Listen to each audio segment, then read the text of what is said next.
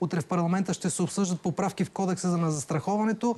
Ако те бъдат приети, ще има доста нови моменти за българските шофьори. Ето реакцията на клиентите. Все повече от водачите няма да сключват задължителната застраховка гражданска отговорност. Това смятат застрахователните агенти в Кърджали, които твърдят, че близо 80% от техните клиенти предпочитат разсроченото плащане. Очаква се отмяна на тази практика и въвеждане на еднократно плащане на застраховката, сключването й онлайн и забраната за лепене на стикери по колите на различните застрахователни компании. В Кърджали смятат, че това ще въведе ред в застраховането и рязко ще снижи опитите за застрахователни измами. Конкуренцията в застраховането е голяма. 37 компании и над 66 000 брокери и агенти оперират на застрахователния пазар в страната. Един от обичайните методи за привличане на клиенти е разсроченото плащане на застраховките. В района на Кърджали над половината от сключените полици се плащат така, като при някои компании те достигат до 80%. Идеята на Комисията по финансов надзор за премахване на разсроченото плащане ще доведе до известно отлив от клиенти. Плащането на застраховките наведнъж ще сложи край на древните хитрувания от страна на водачите. Защото доста от клиентите плащат първите вноски и след това не плащат останалите вноски. Самите шофьори са разединени в спора за или против плащането на КУП. Ще ви затрудни ли плащане наведнъж на гражданската отговорност? Не, аз и до сега съм плащал наведнъж. Как плащате гражданската отговорност? Разсрочено.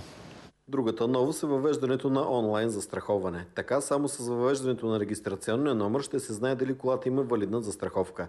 Ще се засили контрола по пътищата, некоректните водачи ще станат по-малко, а клиентите на застрахователите ще се увеличат. Включването на онлайн застраховки ще въведе много голям ред в самата работа на застрахователите.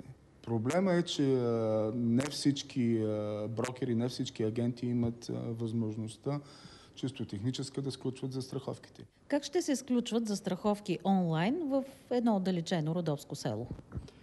Ами по всяка вероятност ще бъдат затруднени водачите и притежателите на моторни превозни средства, тъй като до сега те бяха свикнали, работеха с почти едни и същи агенти към едни и същи застрахователни компании, които ги посещаваха по домовете. За повечето застрахователи в Кърджали целта на премахването на стикерите за сключена застраховка от колите не е ясна.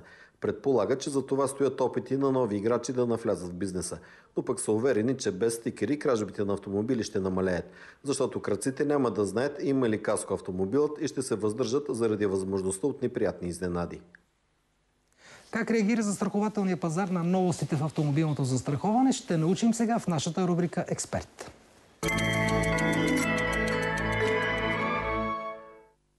В студиото вече е господин Кольо Делев, който управлява един от значимите застрахователни брокери на нашия пазар и ще участва утре в дискусията в парламента. Господин Делев, може би най-революционната новост е, че вече гражданската отговорност ще се плаща наведнъж. Много хора бяха свикнали да я плащат на вноски. Очаквате ли отлив на клиенти в тази посока? Първото нещо, което трябва да се каже е, че до сега 70% от хората плащаха разсрочено за страховката гражданска отговорност. И предвид тежката икономическа обстановка, това ще затрудни значително бюджета на домакинствата. Утре на предстоящото обсъждане в Народното събрание нашата асоциация на застрахователните брокери ще се обяви твърдо против въвеждането на тази мярка.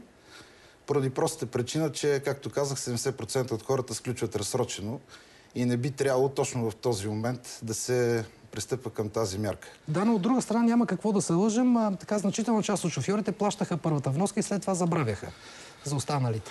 Това е така. Има такива случаи, само че и до сега има механизми, които дават право на органите на КАТ да следят тази застраховка има покрита или не.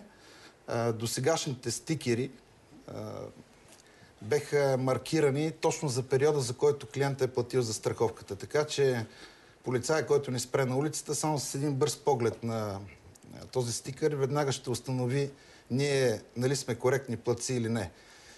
Въпросът е, че може би занижения контрол в малките населени места, т.е. липсата там на полиция, Това води до намаляване като цяло на обхвата и много от хората правиха точно това, което вие казвате. Сключват застраховка, плащат първа вноска и с този стикер, макар и маркиран за 3 месеца, управляват автомобила си цяла година. А издаването на полиците онлайн ще намали ли според вас застрахователните измами? Така говори се, че полиция ще има възможност също така онлайн да ни проверява на пътя. Точно така. Новата система, която се въвежда и която ние приветстваме, позволява на полицая с един СМС, въвеждайки регистрационния номер на автомобила, тази електронна система да му върне съобщение, нали, автомобилът е застрахован или не, което като цяло ще подобри контрола, но не бих казал, че нали, ще увеличи обхвата или по някакъв начин ще намали практиката на по-малко сключване на застраховки. Предлаганите промени, един съвсем кратък отговор, да моля, така предвиждат ли въвеждането на така жадуваната от коректните шофьори система на бонус-малус, т.е. този, който кара добре на пътя, да плаща по-малка застраховка? Това е втория етап в системата. Той е заложен, така наречената бонус-малус система. Според нас тя е изключително справедлива, тъй като водачите, които са причинили пътно-транспортно происшествие по тяхна вина, ще плащат значително повече и респективно пък водачите, които нямат происшествия, ще плащат много по-малко. Тоест има справедливост в цената. Добре, да преминем сега към една друга тема, нещо, което много често се случва в България, когато има природни бедствия или пожар. Имаше един случай от вчера, който ви показахме. 3 от пострадалите при вчерашния пожар семейства вече имат общински жилища, в които да се настанят. Кметът на Пловдив Славчо Атанасов разпореди останалите без покрив пловдивчани спешно да бъдат настанени. В късния следобед днес общински служители показаха къщата, в която се настанява 6-членното семейство на Иванка и Георги Борносузови. Тази сутрин заедно с останалите пострадали те са огледали общинските жилища и са оформили нужната документация за настаняване в тях. Другите 2 семейства ще бъдат настанени в общински апартаменти. Техните жилища са в много добро състояние. Господин Денев, наскоро четох една статистика на Комисия за финансов надзор, от което излиза, че най-скъпото нещо за българин е автомобила. Близо 3/4 от премиите, които даваме за страховки, са за каско. Каква част от нашите жилища са застраховани? Поне официална статистика или поне портфела на брокера, който аз управлявам, казва, че само 6% от хората, които сключват автомобилна застраховка, имат застраховка на своето жилище. Това е един наистина съществен проблем, когато настъпи подобно бедствие. Хората започват да търсят и да искат обезщетение от държавата. Същевременно те не са положили, макар и минимални усилия, да се подсигурят, сключвайки една застраховка. Като допълнение мога да кажа, че застрахователните полици на нашия пазар са с изключително ниска цена. Има пакетни застраховки за домашно имущество на стойност 25 лева. Мисля си, че по 2 лева на месец не е цена, която нашето домакинство не може да си позволи.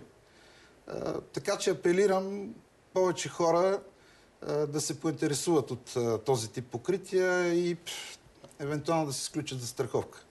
Другия начин, но тук трябва вече държавата да се намеси, това е въвеждането на задължително имуществено застраховане. Това нещо се практикува в страните, които са наши непосредствени съседи, Турция, Румъния. В Румъния, примерно, мога да дам и пример, там минималната имуществена застраховка струва 10 евро. Отново една минимална сума, която гарантира обаче на цялото население едно прилично обезщетение, когато се случи подобен тип бедствие. Между другото, по интереса към подобни застраховки рязко се засилва. Аз си спомням миналата година при голямото земетресение в София, като че след това оттихва. С какво може да си обясним този национален менталитет? От 10 години практикувам този занаят и мога да кажа, че абсолютно винаги след земетресение се появява един бум, който отихва в рамките на 15 дни.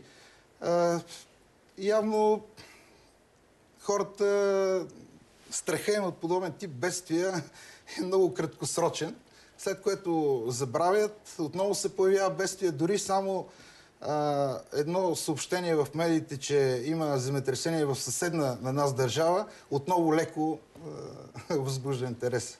Благодаря, че бяхте наш гост тази вечер. Кольо Делев от Асоциацията на застрахователните брокери. Да, с резерви към еднократното оплащане и да, на издаването на онлайн полици за гражданска отговорност. Ние минаваме към другите теми от деня.